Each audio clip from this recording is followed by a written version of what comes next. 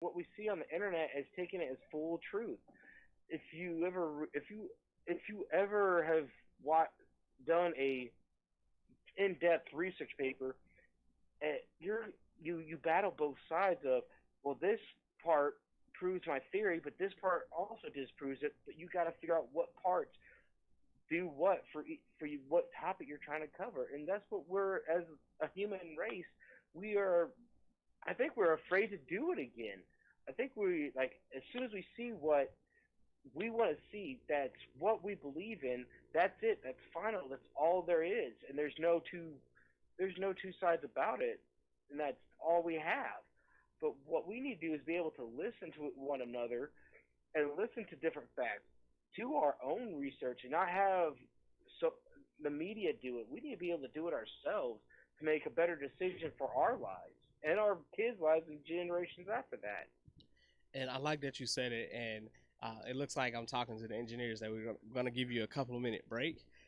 So I'm going to go ahead and pause this here. I think this is a good way of partitioning out this segment, is that we are looking at for our human lives and for future generations that we need to be able to be on opposing sides and still connect and have relationships and hear each other out versus continuously pressing a bias.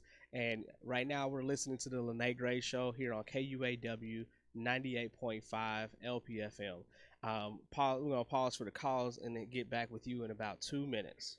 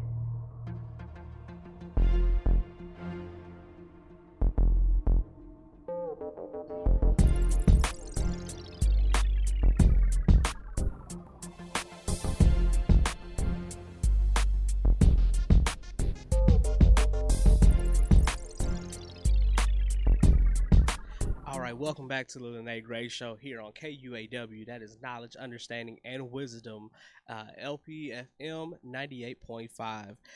Right now, I have a good friend of mine, Matt Holyfield. He has been on call with us this whole segment. We are really just trying to showcase to you all that we can have opposing views and still have a beautiful friendship and relationship.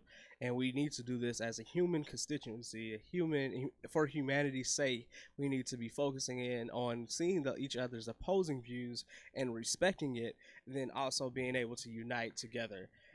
So right now, hopefully he's back on. Yeah, he's back on. So I think he's able to hear us.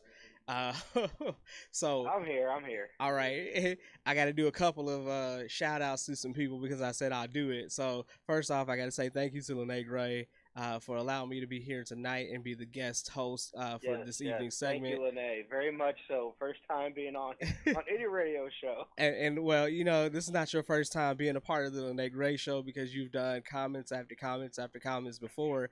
So this is just your first time being a guest here tonight on the Lene Gray Show. So last week I was on and I was able to discuss, and I wanted to make this announcement again. I am running for office.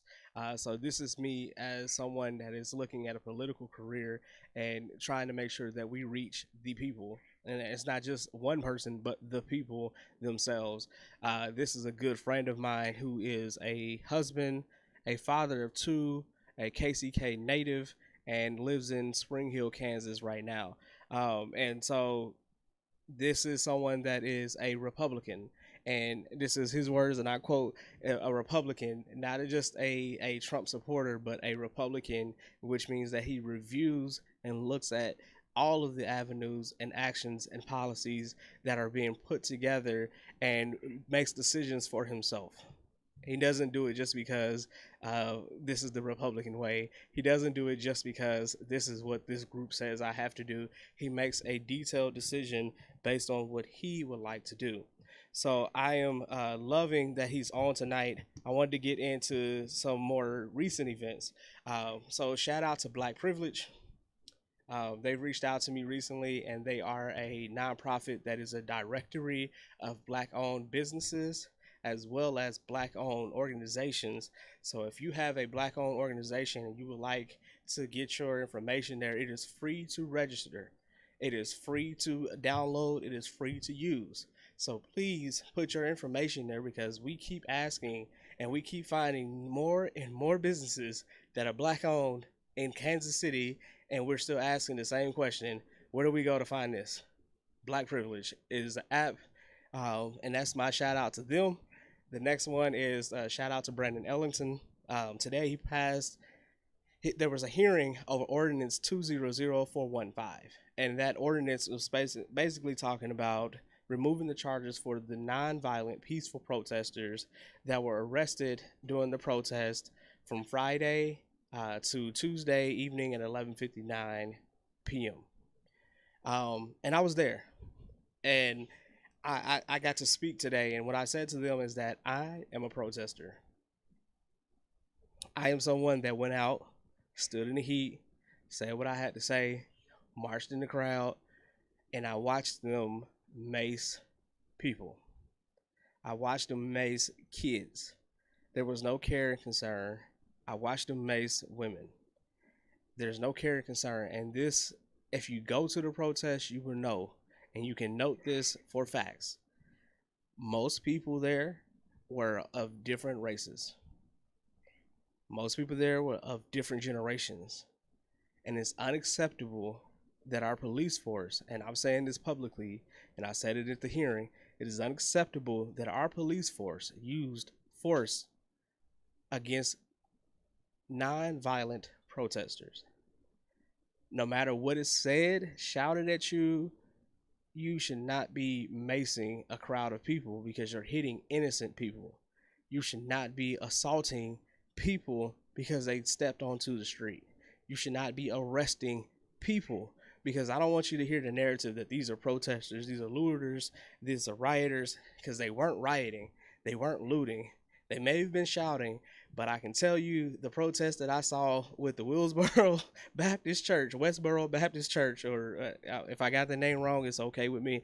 They they did not care. They shouted. They had their hate speech, and not one time did they get arrested. And they weren't present at these protests. I'm talking about the one I was at 5 years ago at the Trump rally. They was there just in full force, and I know because I was there and I experienced this when I was there last Friday, last Sunday, last Monday, all of the times that they had these protests that I decided that this is the day I'm going to show up.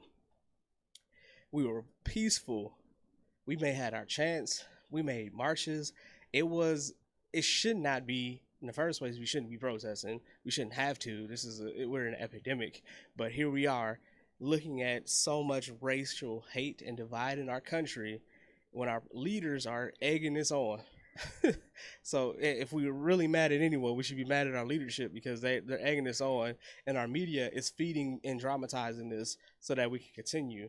But Matt, I wanted to bring you in because I want to hear what you have to say.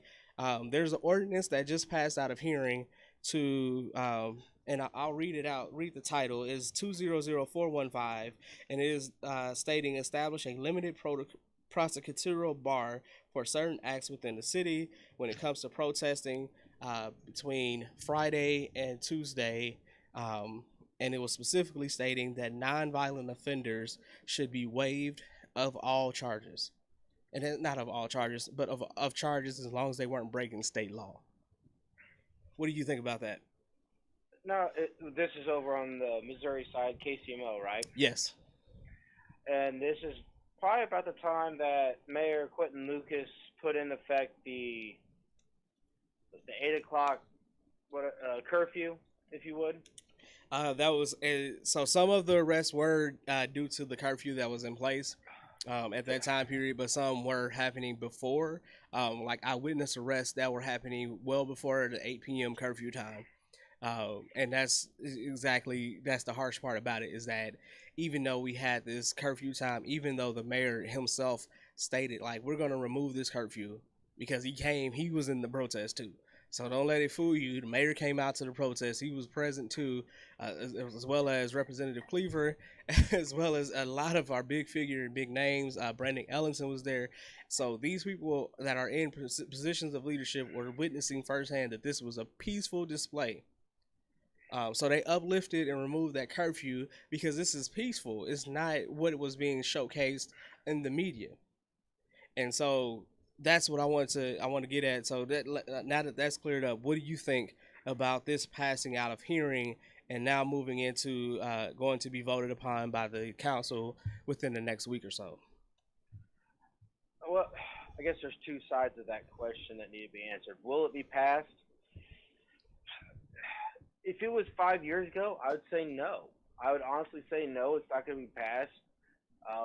It's going to be they got arrested and now they have to face the consequences.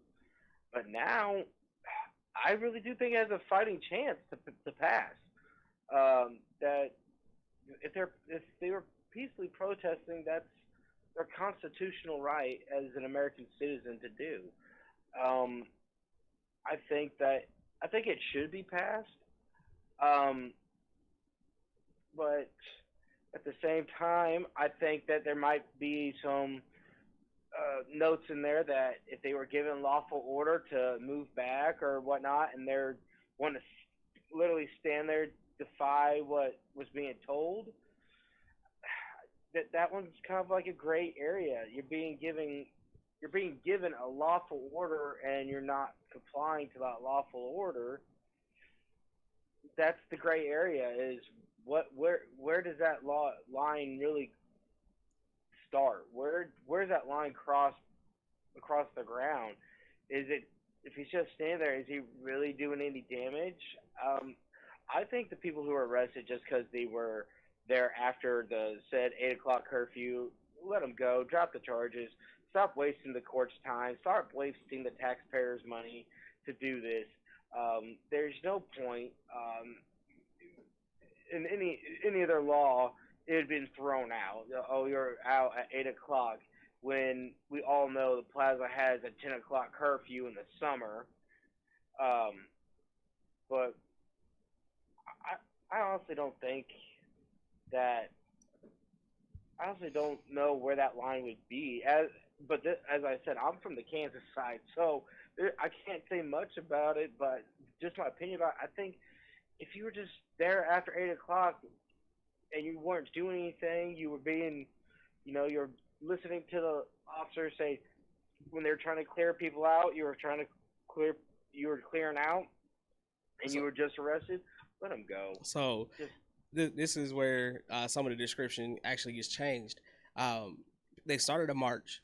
In that march, they ended up having to walk back where where they went to. So they walked back from Westport area, and as they got back, you have a line of police officers in full riot gear, and they can't pass that line of police officers without being, attacked again, of course, and maced, and they're just trying to get back to the cars. And that's what people fail to realize, that they're just trying to get back to their vehicles so they can leave, because that's what was stated to them.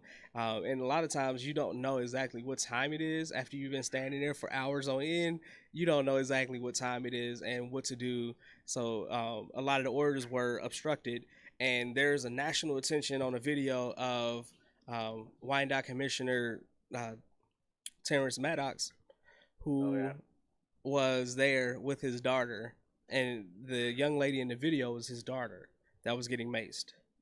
He reached out to grab her and pull her back, tried to shield her, and then they grabbed him off of the curb, off of the sidewalk, dragged him into the street, arrested him, and this is filmed. This is not just me making up the story. This is filmed. I think I've seen that. I think I've seen that clip on Facebook or some sort of social media. Yeah, it But was on CNN I as well. I That think clip made it I that think far. I think to start prosecution on protesters is a, is a waste of time that could be used elsewhere. If you want, if you want, if they were really being rowdy and they were trying to resist arrest, give them some volunteer hours, you know, or something like that. But I think that that arresting all those people for staying late, and you were setting them up for failure. To be honest, the way you were describing it was a setup to start making a point where you're going to get arrested if you're there past 7:30. I think it needs to be. I think it just people need to start worrying about the real issue and not worrying about this kind of simple stuff. We need to start thinking bigger than how many protesters can we arrest at a protest when it's supposed to. It's kind of we're trying to forcing it to end. And I mean, and you're absolutely right, because there was almost 300 protesters arrested in that span, and like, these are not criminals; these are protesters. These are peaceful, nonviolent protesters, and you got 300 people getting arrested. So that's going to take ample amount of time from the court in order for them to actually be present and prosecute all of this. And what the ordinance, and for those that are watching that may not agree, the ordinance does not take away state law. If you broke a state law, you will suffer the consequences of that action. So it is not saying we're going to pardon you from a state consequence. This is a state law. It's mandated by the state, so the consequences is there for you. But if you were just peacefully not and protesting peacefully, you were grabbed off the sidewalk, then you should be pardoned from the punitive consequences. I do think we should be focusing in on restorative justice practices. Um, for example, we know that windows were broken out on the plaza. We know that graffiti was sprayed on the plaza in different areas throughout. We should be going back to clean that up. We should be going back to repair those damages to those owners, those business owners. We should be going back to make sure that the plaza gets restored in the way it should be. That's what is called restorative justice. But because you want to be punitive, and so if we look at it a punitive way, you maced these people, you shot them with rubber bullets, you threw tear gas, and this is all immunocompromising things that you did, then we can't excuse what happened as a result. This is exactly what happens when you continue to hit someone. If you're a bully and you keep bullying someone, eventually they're gonna rise up against you. And if you don't want this rise up, then stop doing it. Stop being the aggressor as a law enforcement officer, and stop ignoring when your office fellow officers are doing things that are wrong. Speak up, speak out, and let's make this change lasting. If we want to be punitive, then punitive, everyone's going to be hurt. Everyone's walking around with that black eye today. If we want to be restorative, then let's fix what we did wrong. It is as simple as that. If we need to change the names of streets, JC Nichols, Troost, I'm down to change both of those to MLK Drive. I've been that way since they tried to change Paseo to MLK Drive. We need to change those streets. If we want to change the name of the streets, let's change the name of those that have done something to harm people within the community. You know, Truce was a slave owner. J.C. Nichols designed redlining and is used all throughout the United States in lending practices, in line and development practices, as well as in gerrymandering. So if we want to be upset about something, that's why J.C. Nichols Park is where people always goes to that fountain to protest, because it's historically a limited and segmented against our population. And if you want to be upset about that, if you want people to move it, let's change the name. We can change the fountain too. Historical premises, we are a city of fountains. We know how to make fountains. Let's make a new one. There's no excuse for it to still be there. The other part of that, what I found out today while being in the hearing, is that there were 13 outside, and I'm going to say this correctly, 13 outside law enforcement agencies to come and assist the Kansas City Police Department during this time. Yep. So let's think about the magnitude of that. You got officers that are not in their jurisdiction, not with their community, not with the people that they protect and serve, out doing punitive damages against protesters that are assembled peacefully. And so I'm putting it out there because I was in the hearing and I paid attention to that statement, and for the fact that we want to say thank you. We do want to thank you for being willing to step up and come and help Kansas City in our time of need. We also want to say that it shouldn't have been a time of need, because since police officers left, those protests have not had any damages, no instances of violence, no property damage. So tell me what's the common denominator there? So you kind of open up a topic that probably the best way to say it is near and dear to my heart. As you well know, my stepfather is a former police officer. I'm not going to say what. Yeah, you don't have to say that part. I'm not going to say what PD is part of, but he is retired, and that's the part that it kind of lights a fire under me. Is everybody saying get rid of 12? I'm using very, very plain language. Thank you for censoring. We don't want the FEC. And to be honest, being a police officer, being in the PD, it's not like it's like almost every other job. There's always someone in there that doesn't do their job right, that they're overzealous or what have you. But there's a lot of good PD out there. I think that the PD needs to find ways to kind of get back in touch with the community, to get back in touch with issues that people are having. I think that's where communication gets lost. It gets from the community to the PD or to your local government. That this is what we're seeing. This is what we're hearing. This is what we're doing in our community. But yet, you guys don't see that. You guys don't hear that. But there's a lot of good PD out there, and just because of one bad cop's judgment or mistake, every single person who puts on a badge and a gun and a set of handcuffs is labeled for some put in the same category just because that's their job. And that's why Black Lives Matter, because that's the same feeling we get. And that's I can't take off my uniform. My uniform is permanent. I don't have a shield and I don't have a weapon on me. So that when we say that, because we're at the final moment, so I wanted to be respectful. I'm gonna give you this. I want you to say your final statement, and then I'll end it out. I just wish that us as a human race, it doesn't matter if you're black, white, blue, purple, indigo, yellow, clear, or looking like a rainbow. We all need to love each other. We all need to have respect for each other. Give a person respect. If they give it back, that's cool. If not, then move about your day. Do your research before you come to a snap decision. You research what product you're going to use. Why not research what information you're getting?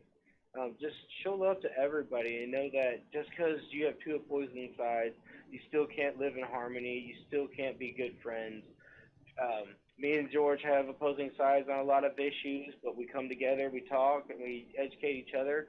And come the 21st, me and him are going to have a barbecue together for some family members' birthdays and Father's Day. So I just want everybody to love each other, everybody to help each other out. Just make this community, this world, a better place for our next generation. And I'll say thank you, Matt. Oh, because we're at that point. My final statements. Thank you, because we may have opposing views, but tonight you saw a respectful. If you were listening in, you heard a respectful discussion between the opposition. This is a white man that is a Republican that can be considered such a negative and demonic situation right now. And I'm a black man that I'm neither Republican, Democratic. I do my own research and my own mindset. And we are both here expressing our views, our opinions with facts, with details, with actual calm, cool, and collected heads. The reason why Fuller for the People is established and running and pushing forward is because we are forgetting the humanity in each and every individual. Those police officers, at the end of the day, I stopped and talked to them. They are people doing a job.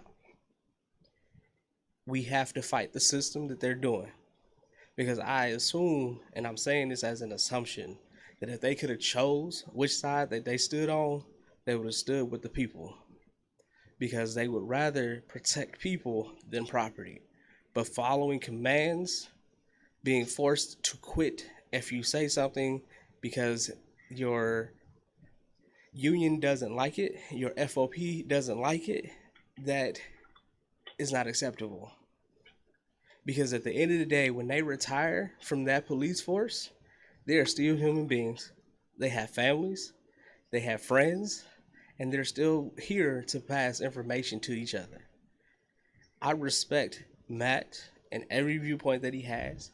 I respect anyone that says all lives matters, even if I completely 100% disagree, because it will not matter for everyone until Black Lives Matter. And we're not fighting police. That's the only one issue. Police brutality is only one. We got a lot more systemic issues that are present, because we're coming after the lending, we're coming after the education, we're coming after the politics. And if you don't believe me, keep waiting, because we're going to find a way to have ownership. We're going to find a way to elevate. We're going to find a way to build our community, because our community comes first. And if you're invited to our community, like Matt is invited to my house, you know we have a welcoming atmosphere. We appreciate your differences. We appreciate you. You have been tuned in to the Lene Gray Show on KUAW, standing for knowledge, understanding, and wisdom. And I hope tonight that Matt was able to give some wisdom to you. And I hope tonight that myself, George Fuller, with Fuller for the People, was able to give you some wisdom. Because at the end of the day, we're here together. Thank you so much. Have a great evening.